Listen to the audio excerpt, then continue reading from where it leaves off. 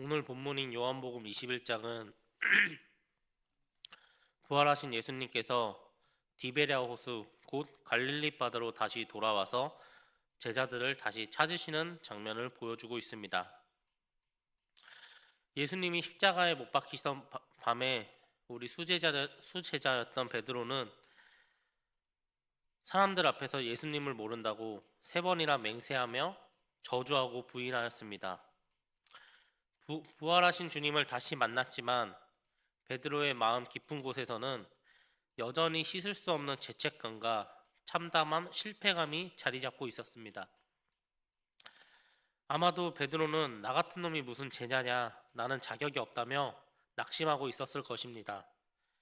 그래서 3절에 보면 나는 물고기를 잡으러 가노라 하면서 3년 전 예전의 삶, 즉 갈릴리 어부의 자리로 돌아가 버립니다. 그의 모습에 다른 제자들도 우르르 그를 따라 나섰습니다. 하지만 그들의 밤샘 그물질은 처절한 실패였습니다. 밤새도록 그물을 던졌지만 그들이 떠오르는 것은 빈 그물뿐이었습니다. 밤새 몸은 차갑게 얼어붙었고 배는 고팠으며 마음은 텅 비어버린 그 캄캄한 새벽에 그 절망의 호숫가에서 부활하신 예수님은 그들을 다시 부르셨습니다. 주님은 밤새 헛수고를 한 제자들을 향해 그물을 배 오른편에 던지라고 말씀하시며 그물이 찢어질 듯한 풍성한 은혜를 먼저 베풀어 주셨고 그리고 무추로 올라온 제자들 앞에는 아주 놀라운 광경이 펼쳐져 있었습니다. 오늘 본문은 아니지만 구절 말씀을 보면 숯불이 피어져 있었고 그 위에 떡과 생선이 놓여 있었다고 합니다. 주님께서는 그 힘든 일을 한 제자들을 위해 손수 아침 식사를 준비해 놓고 계셨던 것입니다. 여기서 우리는 예수님의 놀라운 섬세함을 다시 한번 발견하게 됩니다. 이때 피어진 숯불은 요한복음 18장에서 베드로가 예수님을 모른다고 세 번 부인할 때 쬐고 있던 그 대제사장 뜰의 숯불과 똑같은 단어라고 합니다. 베드로는 타오르는 숯불의 냄새를 맡으며 자신이 예수님을 배신했던 그 참혹한 밤의 기억을 떠올렸을 것입니다. 그러나 주님은 그 상처의 자리를 정죄의 자리가 아니라 따뜻한 떡과 생선으로 배를 채워주시는 위로와 회복의 자리로 바꾸어 주셨습니다. 아침 식사가 끝난 뒤 예수님은 베드로에게 다가가 따뜻한 질문을 던지십니다. 15절입니다. 요한의 아들 시몬아, 내가 이 사람들보다 나를 더 사랑하느냐? 여러분, 만약 우리가 예수님이었다면 이 배신자 베드로에게 무엇을 물어보았을 것 같습니까? 아마도 너 그때 왜 나를 모른다고 했냐? 앞으로 절대로 배신하지 않을 자신이 있느냐? 내가 너에게 내 양들을 맡길 텐데 목회할 능력과 계획이 준비되어 있느냐? 아마도 이렇게 하나하나 따져 물었을지도 모릅니다. 하지만 우리 예수님은 우리와는 다르게 과거의 잘못을 캐묻거나 앞으로의 결심과 능력을 묻지 않으셨습니다. 오직 단 하나, 내가 나를 사랑하느냐? 그 마음의 중심만을 세 번에 걸쳐 물으셨습니다. 이 세 번의 질문 속에 주님의 엄청난 은혜가 숨겨져 있었습니다. 주님이 내가 나를 사랑하느냐라고 물으실 때 사용하신 단어는 목숨을 내어놓는 절대적인 사랑인 아가페였습니다. 번역하자면 베드로야 내 목숨을 다해 나를 아가페 하느냐라고 물으신 것입니다.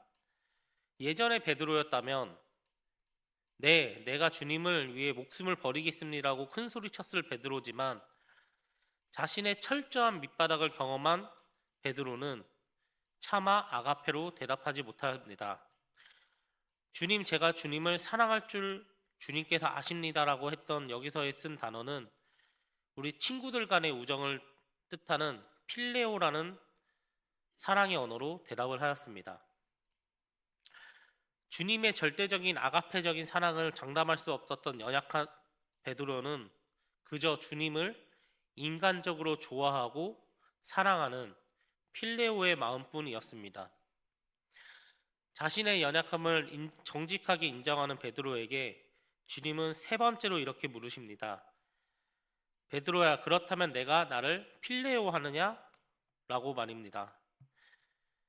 베드로의 연약한 사랑, 그 초라한 고백의 수준까지 주님이 친히 낮아지셔서 그렇게 물으신 것입니다.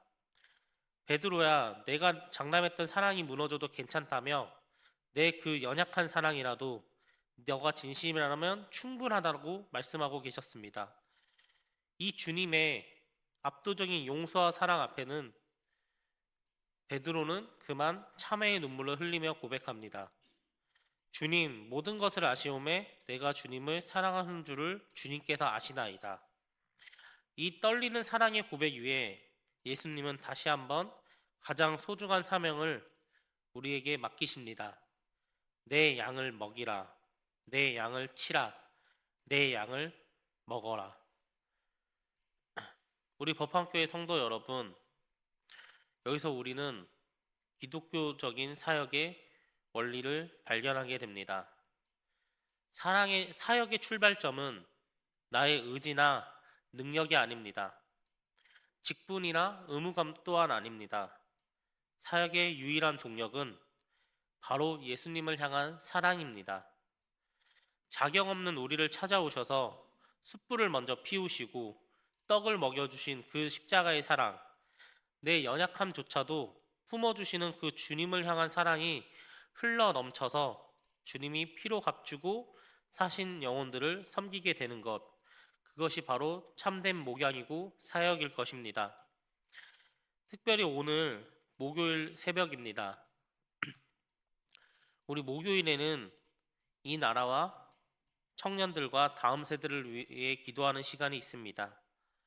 지금 우리의 자녀들과 청년들의 모습을 한번 살펴보십시오. 마치 갈릴리 바다에서 밤새도록 빈 그물질을 하며 지치고 허탈해하던 제자들의 모습과 별반 다르지 않을 것입니다. 무한한 경쟁 사회 속에서 학업과 취업의 짐을 지고 세상의 거친 파도 속에서 이리저리 휩쓸리며 영적인 굶주림과 추위에 떨고 있는 우리 학생들이 너무나 많습니다. 이 다음 세대를 어떻게 다시 주님 품으로 돌아오게 할 수 있겠습니까? 우리가 집에서 하는 잔소리나 훈계 정도로 되지 않습니다. 화려한 교회 프로그램조차 그 영혼들을 변화시킬 수 없을 것입니다. 오늘 보여주신 예수님의 그 놀라운 사랑만이 우리의 방황하는 다음 세대들을 살릴 수 있을 것입니다.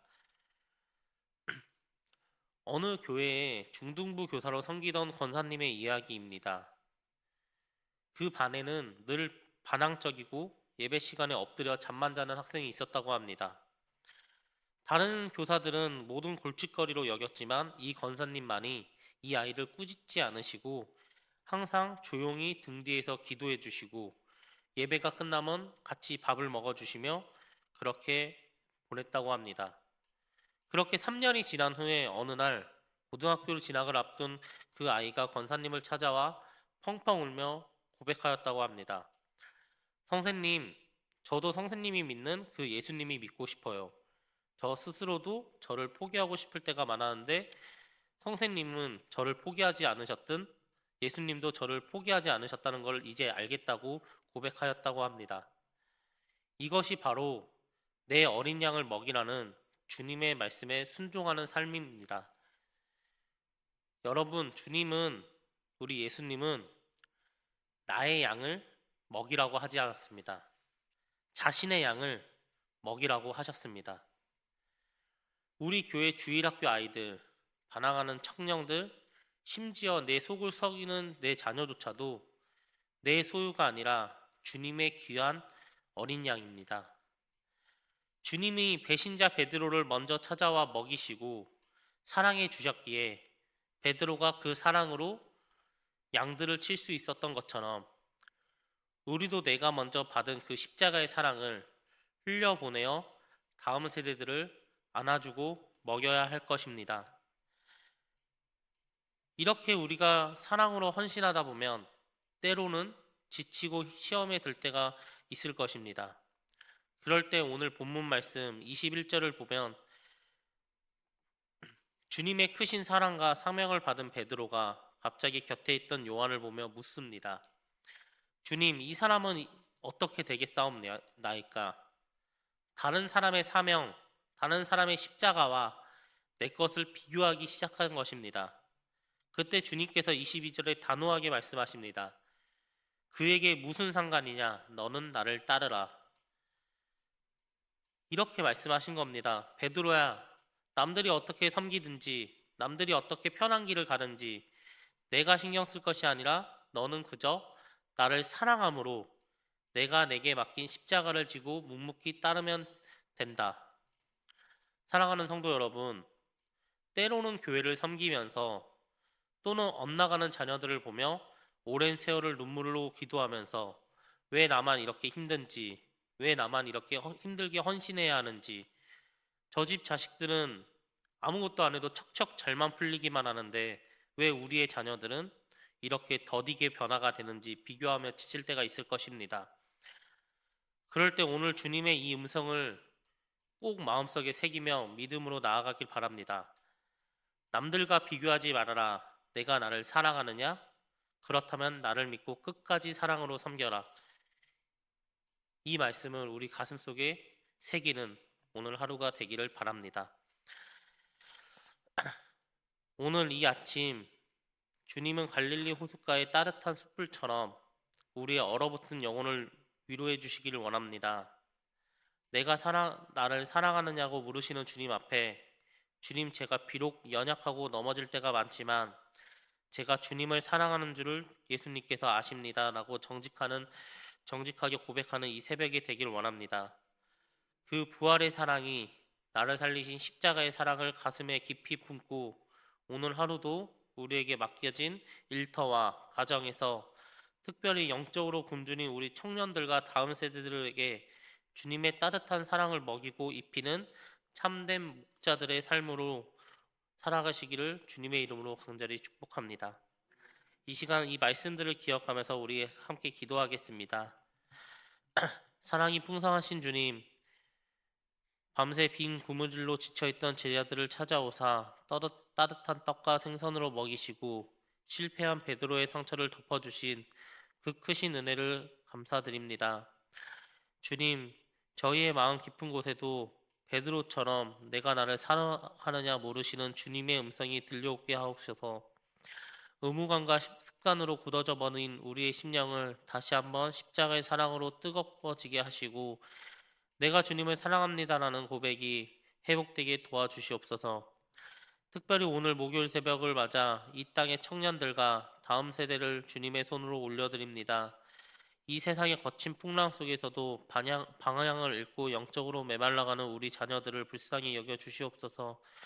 우리 기성세대들이 먼저 주님의 사랑으로 무장하여 정죄와 판단이 아니라 눈물과 사랑으로 저들을 품게 하여 주시옵소서.